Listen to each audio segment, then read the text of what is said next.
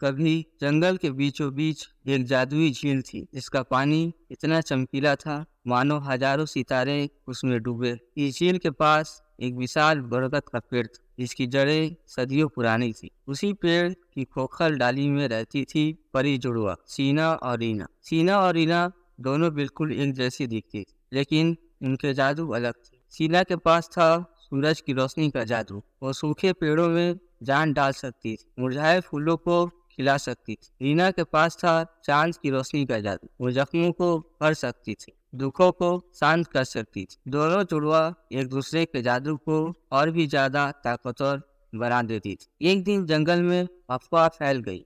एक दुष्ट जादूगर काला जादू का इस्तेमाल करके जंगल को बंजर बनाने की कोशिश कर रहा है। पेड़ सूख रहे थे, नदियां सूख रही थी और जंगली जानवर बीमार पड़ रहे थे। सीना और रीना ने ये सुना तो उनके दिल दहल उठे। वो जानती थी कि उन्हें कुछ करना हो। दुष्ट जादूगर जंगल के सबसे ऊंचे पहाड़ पर रहता था, जहाँ हमेशा अंधेरा रहता था। वहां तक पहुंचना बहुत खतरनाक था। रास्ते में कई खतरे थे, जहरीले सांप, उड़ने वाले बिच्छू और पेड़ों पर रहने वाले राक्षस। सीना और रीना ने फैसला किया कि साथ मिलकर वो इस खतरे का सामना करेंगे। सीना ने सूरज की रोशनी का जादू इस्तेमाल करके उनके रास्ते को रोशन किया। रीना ने रात के समय चांद की रोशनी का जादू इस्तेमाल करके जहरीले जीवों को सुला दिए। रास्ते में कई मुश्किलें आई, लेकिन दोनों जुड़वा एक दूसरे का साथ देती रही। रास्ते में उन्हें एक बूढ़ा उल्लू मिला।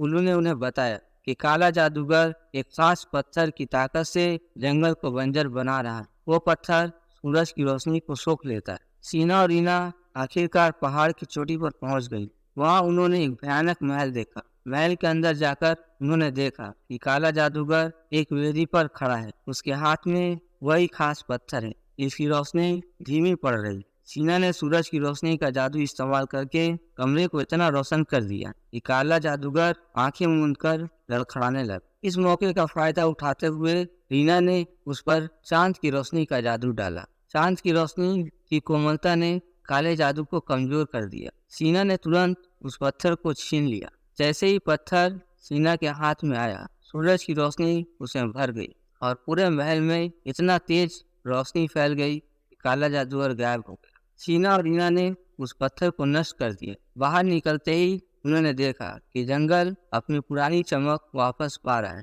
पेड़ हरे हो रहे थे, नदियां बह रही थी और जंगली जानवर स्वस्थ हो रहे थे। जंगल के सारे जीव जश्न मनाने लगे। सीना और रीना की जुड़वा शक्ति और आपसी विश्वास ने जंगल को बचा लिया था। यह कहानी पूरे जंगल में फैल गई। हर कोई जान गया कि परी जुड़वा कितनी ताकतवर है। जंगल तो हरा भरा हो गया, लेकिन सीना और रीना को ये शंका सताती रही। काला जादूगर वाकई गायब हो गया था, कहीं वो अंधेरे में दुबका तो नहीं। उनकी शंका सच साबित हुई। कुछ महीनों बाद अफवाह उड़ी कि जंगल के एक कोने में अजीब हरकतें देखी गई हैं। पेड़ रातों रात सूख रहे थे और वहाँ अजीब सी हंसी सुनाई देती थी। सीना और रीना उस जगह पहुंची तो वहाँ का नजारा भयानक था। पेड़ सूख चुके थे और जमीन पर काले जादू का निशान बना हुआ था। अचानक अंधेरे से आवाज गूंजी, अरे परी जुड़वा, वापसी तो अच्छी रही। यह काला जादूगर की आवाज थी, लेकिन वो पहले से कहीं ज्यादा ताकतवर लग रहा था। उसकी आंखों से लाल रोशनी निकल रही थी। तुम उस पत्थर को नष्ट करके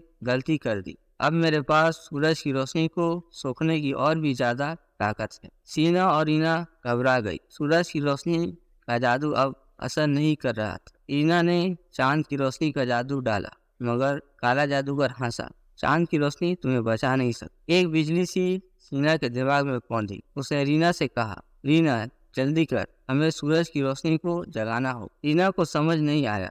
सूरज तो दिन में निकलता है, रात में क्या किया जा सकता है। लेकिन सीना को भरोसा था। उसने रीना हाथ पकड़ा और दोनों ने मिलकर एक ऐसा जादू शुरू किया था जिसे जंगल में कभी नहीं देखा गया। सूरज की रोशनी जगाने के लिए सीना और रीना ने मिलकर इकट्ठा जंगली जानवरों से मदद मांगी। रीना ने चांद की रोशनी का जादू इस्तेमाल कर उन्हें शांत किया और सीना ने सूरज की रोशनी के जादू से जंगल के हर जीव में सूरज की गर्मी का एक कण डाला। फिर सब ने मिलकर एक तेज रोशनी का गोला बनाया।